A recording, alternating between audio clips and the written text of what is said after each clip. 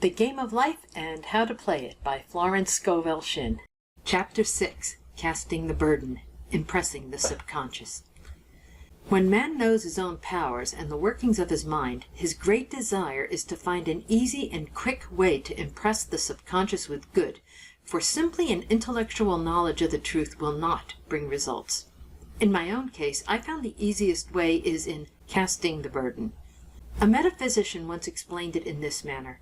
He said, "The only thing which gives anything weight in nature is the law of gravitation, and if a boulder could be taken high above the planet, there would be no weight in that boulder, and that is what Jesus Christ meant when he said, 'My yoke is easy, my burden is light.'" He had overcome the world vibration and functioned in the fourth dimensional realm, where there is only perfection, completion, life, and joy. He said, "Come to me, all ye that labor and are heavy laden, and I will give you rest. Take my yoke upon you, for my yoke is easy and my burden is light." We are also told in the 55th Psalm to cast thy burden upon the Lord. Many passages in the Bible state that the battle is God's, not man's, and that man is always to stand still and see the salvation of the Lord. This indicates that the superconscious mind, or Christ within, is the department which fights man's battle and relieves him of burdens. We see, therefore, that man violates law if he carries a burden. And a burden is an adverse thought or condition, and this thought or condition has its root in the subconscious. It seems almost impossible to make any headway directing the subconscious from the conscious or reasoning mind, as the reasoning mind, the intellect, is limited in its conceptions and filled with doubts and fears. How scientific it then is to cast the burden upon the superconscious mind, or Christ within, where it is made light, or dissolved into its native nothingness. For example, a woman in urgent need of money made the statement, "I cast this burden of lack on the Christ within, and I go free to have plenty." The belief in lack was her burden, and as she cast it upon the Christ within, the superconscious flooded the subconscious with its belief of plenty, and an avalanche of supply was the result. We read, "The Christ in you, the hope of glory." Another example, one of my students had been given a new piano. There was no room in her studio for it until she had moved out the old one. She was in a state of perplexity. She wanted to keep the old piano, but knew of no place to send it. She became desperate, as the new piano was to be sent immediately, in fact, was on its way, with no place to put it. She said it came to her to repeat, "I cast this burden on the Christ within, and I go free." A few moments later her phone rang, and a woman friend asked if she might rent her old piano, and it was moved out a few minutes before the new one arrived. I knew a woman whose burden was resentment. She said, "I cast this burden of resentment on the Christ within, and I go free to be loving, harmonious, and happy." The almighty superconscious flooded the subconscious with love, and her whole life was changed. For years, resentment had held her in a state of torment and imprisoned her soul, the subconscious mind. The statement should be made over and over and over, sometimes for hours at a time, silently or audibly, with quietness but determination. I have often compared it to winding up a Victrola. We must wind ourselves up with the spoken word. I have noticed in casting the burden, after a little while, one seems to see clearly. It is impossible to have clear vision while in the throes of carnal mind. Doubts and fear poison the mind and body, and the imagination runs riot, attracting disaster and disease. In steadily repeating the affirmation, "I cast this burden on the Christ within and go free," the vision clears, and with it a feeling of relief, and sooner or later comes the manifestation of good, be it health, happiness, or supply. One of my students once asked me to explain darkness before the dawn. I referred in a preceding chapter to the fact that often, before the big demonstration, everything seems to go wrong, and deep depression clouds the consciousness. It means that out of the subconscious are rising the doubts and fears of the ages. These old derelicts of the subconscious rise to the surface to be put out. It is then that man should clap his cymbals like Jehoshaphat and give thanks that he is saved, even though he seems surrounded by the enemy, the situation of lack or disease. The student continued, "How long must one remain in the dark?" And I replied, "Until one can see in the dark, and casting the burden enables one to see in the dark." In order to impress the subconscious, active faith is always essential. Faith without works is dead.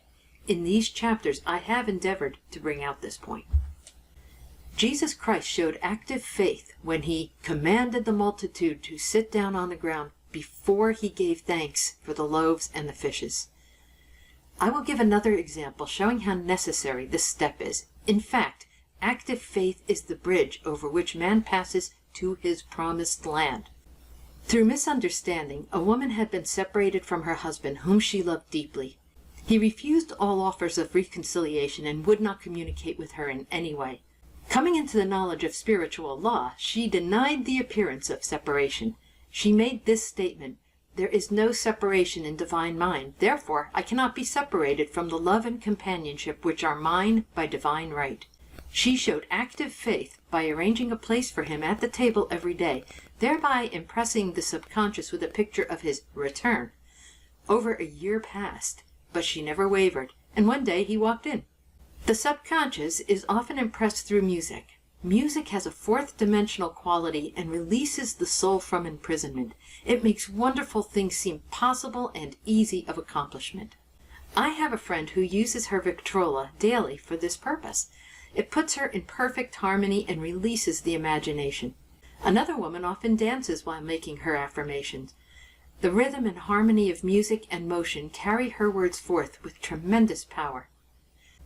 The student must remember also not to despise the day of small things.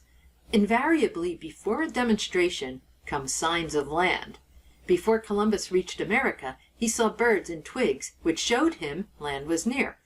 So it is with a demonstration, but often the student mistakes it for the demonstration itself and is disappointed.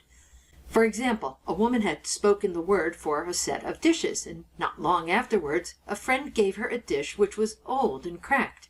She came to me and said, "Well, I asked for a set of dishes and all I got was a cracked plate."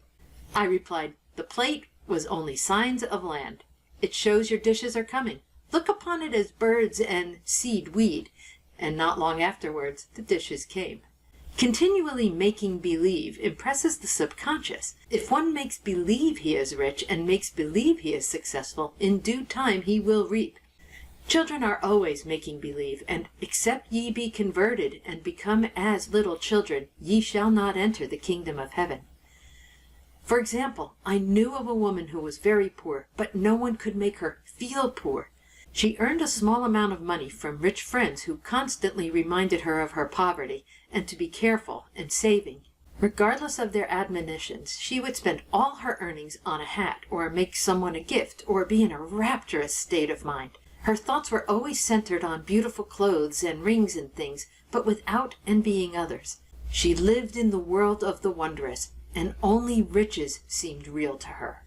Before long she married a rich man, and the rings and things became visible. I do not know whether the man was the divine selection, but opulence had to manifest in her life, as she had imaged only opulence.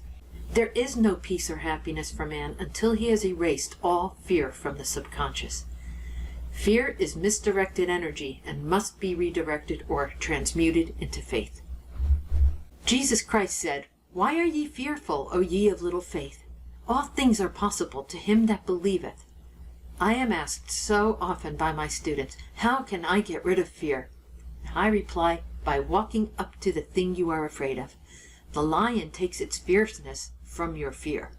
Walk up to the lion and he will disappear. Run away and he runs after you. I have shown in previous chapters how the lion of lack disappeared when the individual spent money fearlessly, showing faith that God was his supply and therefore unfailing. Many of my students have come out of the bondage of poverty and are now bountifully supplied through losing all fear of letting money go out. The subconscious is impressed with the truth that God is the giver and the gift. Therefore, as one is one with the giver, he is one with the gift. A splendid statement is, "I now thank God the giver for God the gift." Man has so long separated himself from his good and his supply through thoughts of separation and lack that sometimes it takes dynamite to dislodge these false ideas from the subconscious, and the dynamite is a big situation. We see in the foregoing illustration how the individual was freed from his bondage by showing fearlessness. Man should watch himself hourly to detect if his motive for action is fear or faith. Choose ye this day whom we shall serve, fear or faith. Perhaps one fear is of personality. Then do not avoid the people feared. Be willing to meet them cheerfully, and they will either prove golden links in the chain of one's good or disappear harmoniously from one's pathway. Perhaps one's fear is of disease or germs. Then one should be fearless and undisturbed in a germ-laden situation, and he would be immune.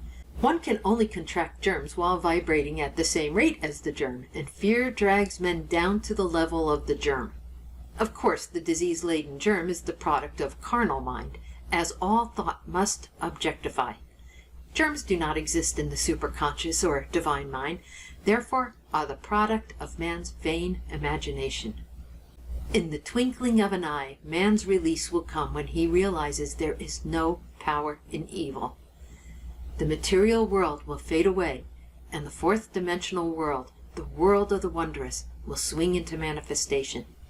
And I saw a new heaven and a new earth, and there shall be no more death, neither sorrow nor crying, neither shall there be any more pain, for the former things are passed away.